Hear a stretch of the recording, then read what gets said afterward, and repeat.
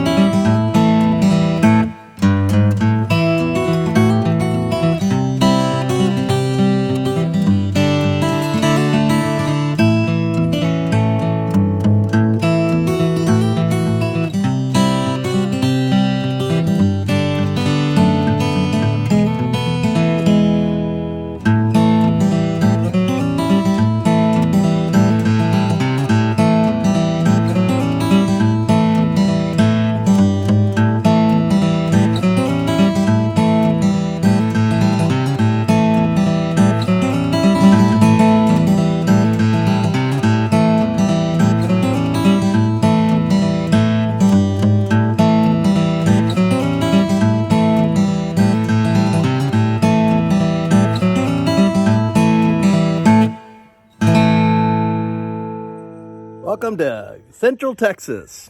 Yeah, that's where I'm coming to you. And also, welcome to the first episode of Contain This. I just built this new YouTube channel to, I don't know, I guess inspire y'all to build container homes.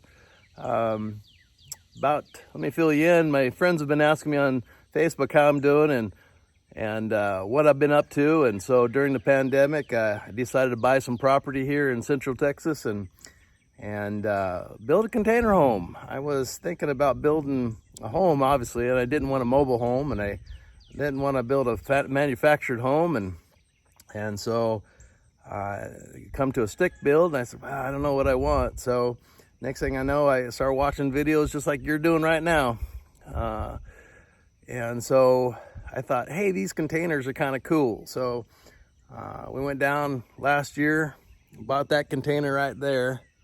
And that's the container that I'm using for store tools, my saddles and other junk that we're using for construction. It's taken me about a year to get to this point. This is day one of the build. Hopefully it'll take about a year or maybe 2 years to build the whole thing. We're going to build a container home that's going to be 2 stories, have 3 on the bottom, and then 2 up on top. The 2 on top will be master bedroom and master suite, I guess you would call it. So I was encouraged when I saw and inspired in some of the YouTube videos that I've seen regarding container homes. So I thought, what the heck? Let's go do it. What else are we going to do in the middle of a pandemic, right? So anyway, like I said, it took about a year to get to this point. We had to clear the property. And you can see in the background, maybe you'll see some horses back there. We had to bring the boys in and get them situated. We had to put power in here. We had to put septic tank in here and get the water in. That was the most important things. And so now we got all that stuff done. Now we can start building the house. So hope you enjoy this channel. I'm no expert by any means, but I'm hoping to inspire you and show you some of the things that I've learned, and hopefully you can learn along the way too. So this is a little short question answered. There was a question on my Facebook about do I have any plans? No, plans are in my head. Here in Central Texas, we don't have any type of, we don't like government telling us what to do. So we don't have a bunch of, at least in Central Texas, maybe Houston, Austin, they might have codes and stuff you have to abide by. But here in Central Texas, we don't have any codes. In fact, we only needed 3 permits. We needed 1 permit for the power over there, and we needed a permit for the water, I guess, a small little permit, $50 or so. And then the septic tank, we needed a permit for a septic.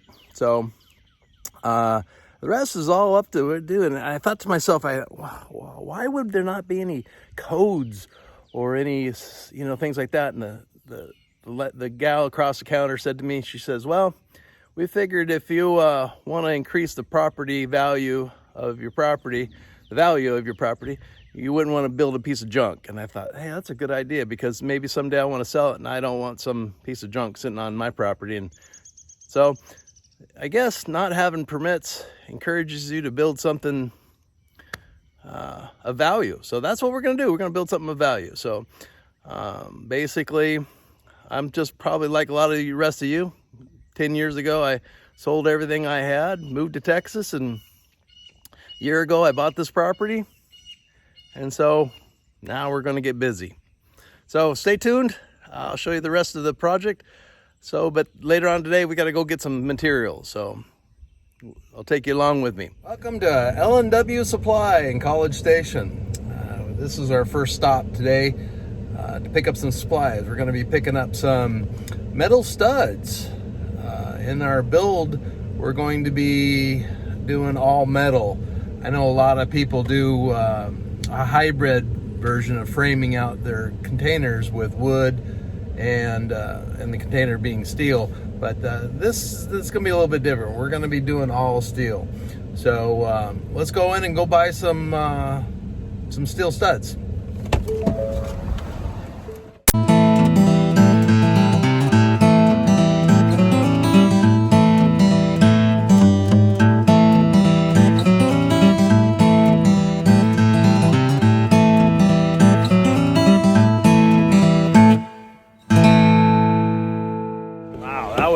$1,100 worth of framing materials.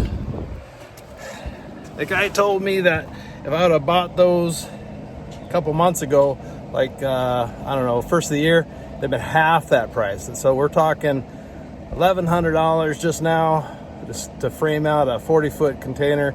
It would have cost $600 6 months ago. So they just keep raising the prices of that stuff. Anyway, that's our first stop. Let's go to the second stop. We gotta go get some purlings and some steel.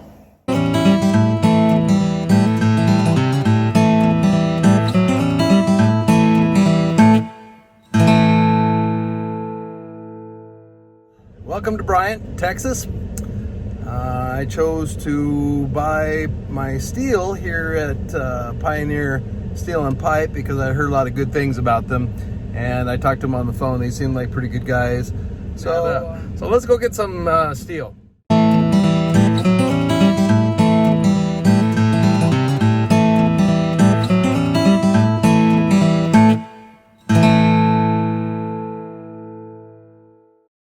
Oh my gosh, another $1,000. And the funny thing is about this $1,000 that I'm spending, this is just added material. This is just materials that I think I might need, not the actual material. So when I got 10 sticks of regular 3-inch purling, and then I got 10 sticks 20-foot receiver purling. I got 5 sticks of 20-foot long 1.5-inch angle iron, and then I got some screws, and of course earlier I got that framing material for the inside, for framing up the inside. So anyway, let's go home. It's getting hot out here. Got to get in some microwave.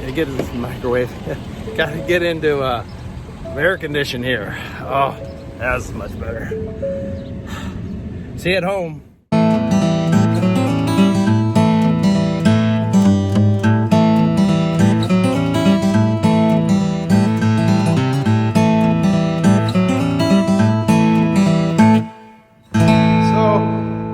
Floorboards look pretty thrashed. At least these 2 front ones. There's a little hole in the ceiling there. Looks like water got in and got the floorboards here wet. So it looks like I'm about to replace those. So basically, we're gonna finish up this episode right now. We're gonna unload the trailer full of products, supplies that we just got. So what to look for the future videos, is we're gonna take this wall here and we're gonna knock out 12 feet of it. And this is gonna be a guest room. So it'll be a 12 by 12 guest room. This is only 8 foot across, so I think 8 foot's kind of small for a bedroom. So we're gonna do a pop out, and that's why I bought the purlings. We're gonna cut this out, put a pop out in there, and then the bathroom will be somewhere in the middle here. Haven't decided if I'm gonna put a pop out yet. And then the utility room, we'll put a door on the back end, and then this will be a utility room slash mud room slash laundry room. We'll put a hot water heater and put all the electrical stuff here. And so that's kind of what to look for in the future episodes.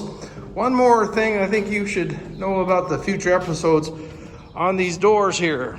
We're gonna end up taking all the hardware off of these doors, and then we're gonna cut out a section here, and this is gonna be glass. It'll be an IG unit, insulated glass.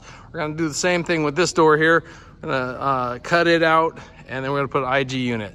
So in future episodes, be watching for how to put like 3/4, 1 inch insulated glass in here. Some of you are gonna be asking me for how much this is all gonna cost. If you think you're gonna build a shipping container home for cheaper than a regular home, you got something coming to you. There's no way you can build these shipping containers cheaper than you can build a regular home.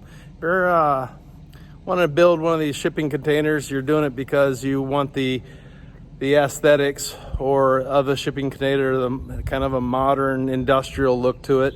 There's no way, because what happens is you have to insulate this wall here,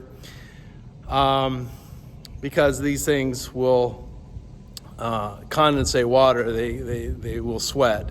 So you got to put a barrier over here. You got to frame it. You're either going to frame the inside or you're going to frame the outside and put an insulation on the outside. So you're already, double. You could just build a house with framing and same. So it's like two things. This other container I bought a year ago, I bought this one for $1,500. This one, the one you're looking at right here, I just purchased for $3,000. Everything is doubled in price, and they say we don't have inflation. Yeah, right. And then of course you saw me today spend $2,000 on materials. So we're really going to be into a lot of money, and I'm self-funding this. So everything that we're doing is we don't have a bank funding us. We bought the piece of property, and everything is self-funded. So we're doing this nickel and dime. Well, it's not nickel and dime, I guess. It's more like $100 bills and $1,000 bills if they make them. So this will be the end of this episode. Thank you for tuning in to this episode.